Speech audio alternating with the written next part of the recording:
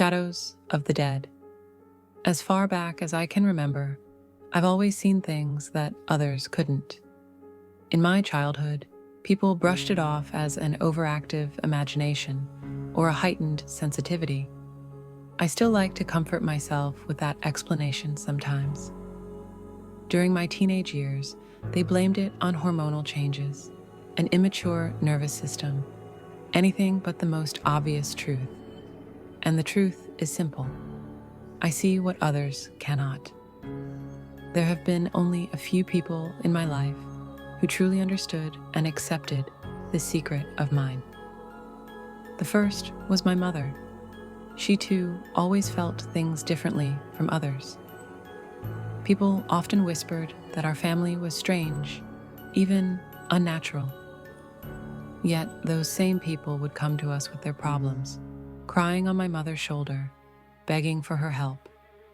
And she would help in whatever way she could. My mother didn't need crystals or tarot cards, though she occasionally used them. Most of the time, she simply spoke of what she felt, and it was always the truth. Perhaps that's why my mother carried her gift with such grace, while I've struggled under its weight.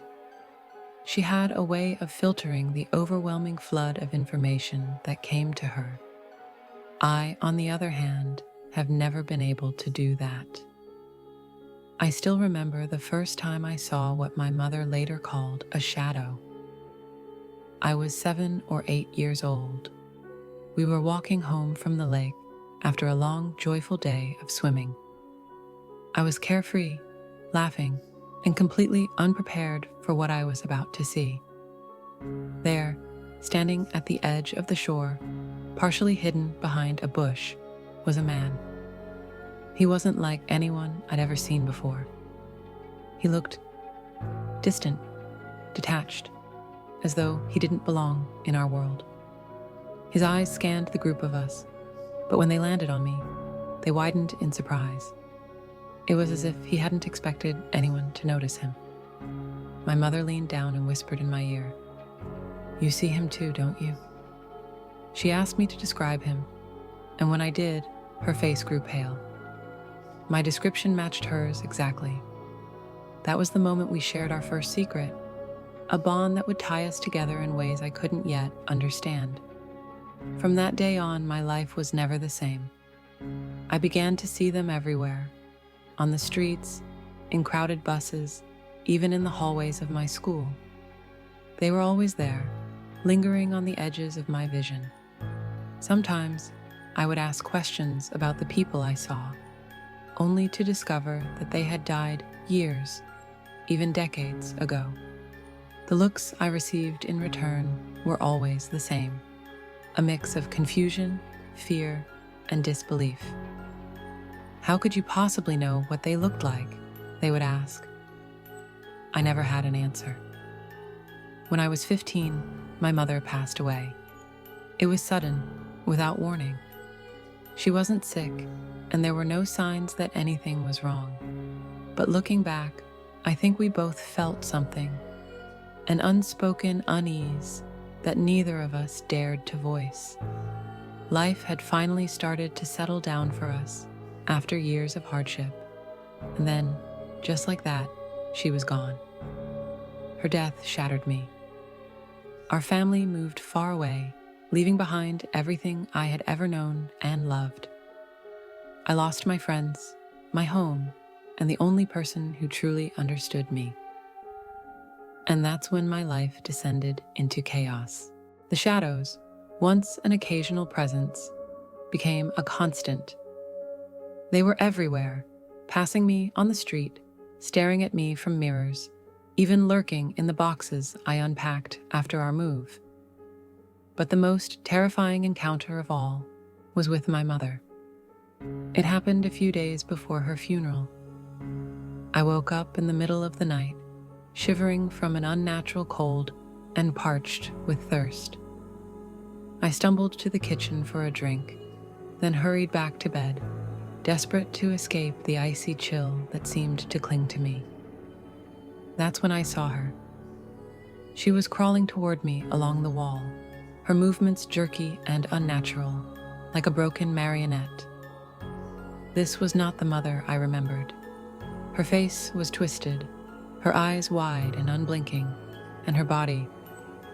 It was wrong, as though it didn't belong to her. Even in her coffin, she hadn't looked this horrifying. I was frozen, unable to scream or move as she crept closer. She stopped at the foot of my bed, sitting there with an eerie stillness.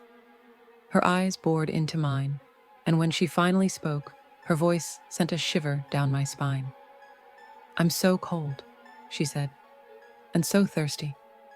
She stayed there for what felt like an eternity, her presence suffocating, her words echoing in my mind. And then, in the blink of an eye, she was gone. I gasped, finally able to move, and clutched my blanket as though it could protect me from the impossible. The next day I was still shaken, but strangely I wasn't as afraid. I don't know how I managed to hold myself together, but I did.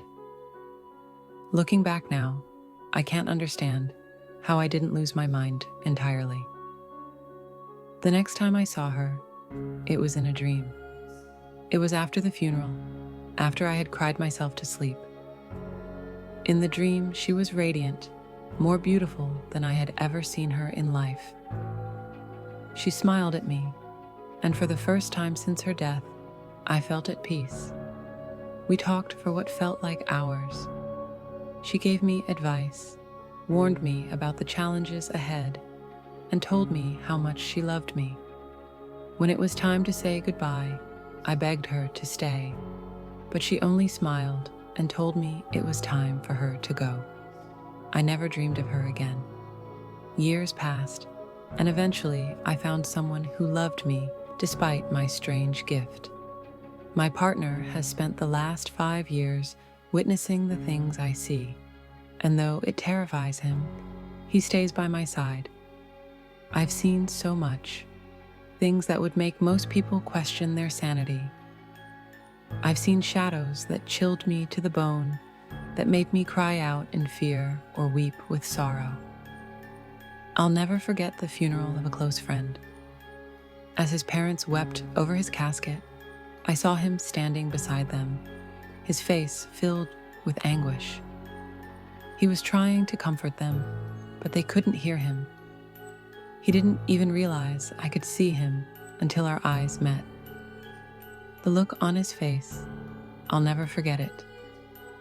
And so it goes. Every time I see them, it feels like the first time. You never get used to it.